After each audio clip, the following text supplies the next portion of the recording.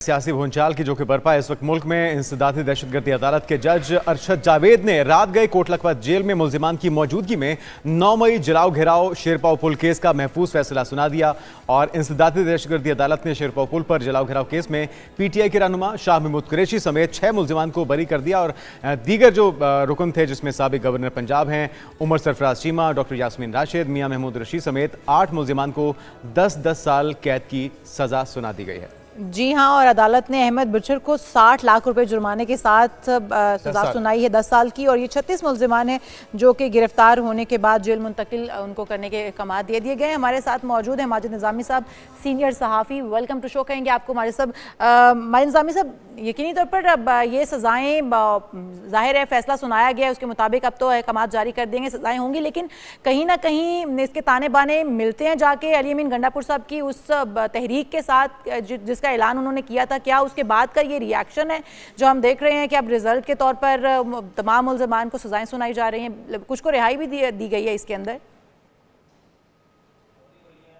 जी बहुत शुक्रिया।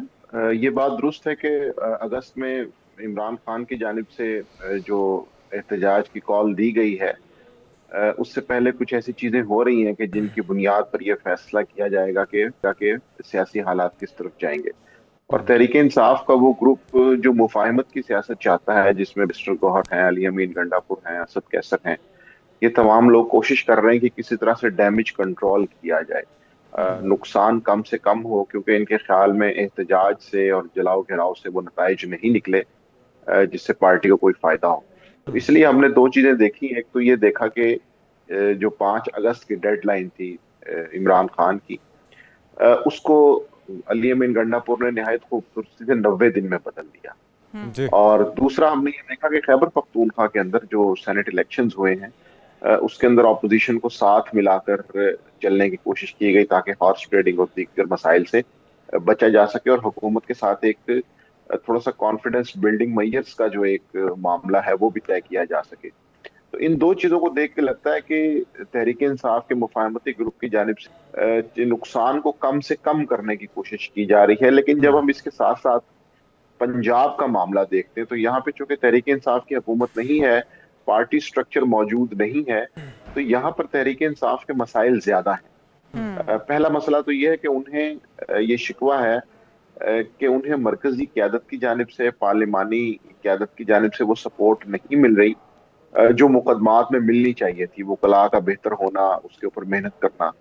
पहला ये मामला। दूसरा मामला ये कि चूंकि सब अहम वाकयात या बड़े वाकयात जो हैं वो लाहौर में और पंजाब के मुख्तलिफ शहरों में हुए 9 मई के, खसूसन जना हाउस का जो वाकया है, तो इसलिए रियासत की तवज्जो यहाँ के मुकदमात पर भी है। तो इसलिए अभी निज़ामी साहब एक चीज़ तो ये कि PTI को तो ये तहफ़्फ़ुज़ात हैं कि इंसाफ के तकाज़े पूरे नहीं हुए, सियासी केसेस हैं, लेकिन अगर उनके तहफ़्फ़ुज़ात को एक तरफ रख भी दिया जाए, उनका अपना कंट्रीब्यूशन कितना लगता है? 9 मई के वाक़यात और उस दिन होने वाले जराइम तो हैं ही, लेकिन जो रवैया, जो पॉलिसी हम देख रहे हैं PTI की, खान साहब की जेल के अंदर से जो पॉलिसी आ रही है, एक तरफ इस्टेब्लिशमेंट को तनकीद का निशाना बनाते हैं, दूसरी तरफ उन्हीं से बात करने के ख्वाहिश का इजहार भी करते हैं, तो ये पॉलिसी कितनी जिम्मेदार है इस तरह के फैसले आने में? देखिए, ये तो बात बिल्कुल अंडरस्टैंडेबल है कि 9 मई से पहले तहरीक इंसाफ ये दावा करती थी कि इमरान खान हमारी रेड लाइन है, रेड लाइन को क्रॉस करेंगे, रेड लाइन पे हाथ डालेंगे तो फिर उसका एक रिएक्शन आएगा। लेकिन जब वो मामलात 9 मई के बाद नहीं संभल सके और रियासती सख्ती हो गई, तो फिर उन्होंने एक नया बयानिया बनाया कि ये एक फॉल्स फ्लैग ऑपरेशन था कि जिसके अंदर तहरीक इंसाफ को मुबैना तौर पर जो है वो यूज किया गया या उनके खिलाफ ये एक साजिश की गई।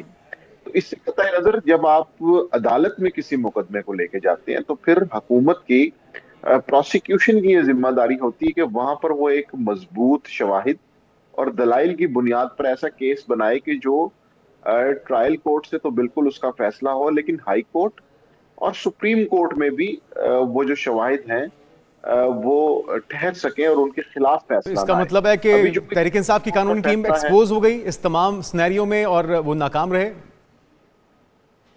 जी बिल्कुल, उसकी वजह यह कि तहरीक इंसाफ को खुद भी ये शिकवा है कि मरकजी लीडरशिप ने पंजाब के मुकदमात के अंदर इतनी तवज्जो नहीं दी। मिसाल के तौर पर लाहौर ही में सिर्फ 9 मई के वाकयात पर तकरीबन 10 से ज्यादा FIRs हैं اور ان میں سے ابھی صرف ایک FIR کا جو مقدمہ ہے اس کا فیصلہ آیا ہے. اس لیے یہ سمجھنا کہ جی کچھ لوگ اگر بری ہو گئے ہیں تو کوئی ڈیل ہے یا کچھ لوگوں کو اچھا سزا ہو گئی ہے، تو مجھے لگتا ہے کہ یہ معاملہ لمبا چلے گا. اچھا نظامی صاحب، اگر ہم دیکھیں، آپ نے کہا کہ جو 5 اگست کی تاریخ دی گئی تھی تحریک کے لیے، اس کو اب 90 دن میں کنورٹ کر دیا گیا علی امین گنڈاپور صاحب کی جانب سے بڑے احسن طریقے سے. لیکن اگر ہم دوسرے اینگل سے اس کو دیکھیں، جو ابھی فیصلہ آیا ہے انسداد دہشت گردی کا، تو لگتا یہ ہے کہ کہیں نہ کہیں یہ باور کرانے کی کوشش کی گئی ہے کہ جو تحریک اب شروع کی جائے گی PTI کی جانب سے، اس میں کہیں جلاؤ گھراؤ یا اس طرح کے پرتشدد واقعات یا اس طرح کی کوئی جو تحریک ہے وہ نہ چلائی جائے. اس سے باز رکھنے کے لیے اس سے پہلے ہی یہ اندیا دے دیا گیا ہے کہ اس طرح کی سزائیں بھی ہو سکتی ہیں، اس لیے اس سے باز رہا جائے. تو کیا یہ ایک میسج کنوے کرنے کی بھی کوشش کی جا سکتی ہے، اس کو اس طرح سے بھی، اس اینگل سے بھی لیا جا سکتا ہے کہ یہ میسج کنوے کیا جا رہا ہے؟ میرے خیال میں انصاف کی قیادت نے کہیں نہ کہیں یہ فیصلہ کر لیا تھا کہ اب جلاؤ گھراؤ کی اور احتجاج کی سیاست انہیں سوٹ نہیں کرتی، اور اس کا نقطہ عروج 26 نومبر تھا کہ جب ریاست کی جانب سے آپریشن کیا گیا اور ایک کلیئر میسج دے دیا گیا. تو اس لیے اب 26 نومبر کے بعد سے تحریک انصاف پارلیمان کے اندر اور باہر پریس کانفرنسز میں بیانات تو دیتی ہے، لیکن اس سے آگے بڑھ کر کسی تحریک کا حصہ بننے کی وہ فی الحال کوشش اس لیے بھی نہیں کر رہی کہ اگر یہ تحریک پنجاب میں ایکٹیو نہیں ہوگی، یہاں پر ایک میسو گیدرنگ عوام کی نہیں ہوگی، تو اس کا امپیکٹ مرکز پر نہیں پڑے گا. وہ آپ بالکل تو صحیح کہہ رہے ہیں، پنجاب انہوں کی نے طریقہ سچویشن کار ایسی نظر بدلا ہے، نہیں لیکن بیانات تو نظامی صاحب وہی ہیں نا. اگر علی امین گنڈاپور صاحب کے بیانات آپ دیکھیں سنیں تو وہ ابھی بھی اسی لائن کے مطابق چل رہے ہیں جو کہ ایک SOP ان کی پہلے سے تھی، پہلے سے طریقہ کار ان کا طریقہ واردات چل رہا تھا، اسی کے مطابق چل رہے ہیں. انہوں نے کہا کہ آر یا پار، یا تو ہم سیاست میں رہیں گے یا پھر ہم سیاست سے آؤٹ ہو جائیں گے اور ہم ایسے لوگوں کے انڈر اپنے بچوں کو پلنے نہیں دیں گے. تو آر یا پار جب آ جاتا ہے تو پھر تو یقین طور پر لگتا ہے کہ کچھ نہ کچھ بڑا کرنے جا رہی ہے تحریک انصاف. اس کے اندر پھر تحریک انصاف کے پاس یہی تو ایک ہتھیار بچتا ہے کہ لوگوں کو جلاؤ گھراؤ پر مجبور کرنا. تو بیانات کی حد تک ہی صحیح، لیکن کہیں نہ کہیں لگتا نہیں کہ کوئی پریشر بلڈ کرنے کی کوشش کی گئی ہے، اس کے جواب میں پھر اب یہ فیصلے آئے ہیں.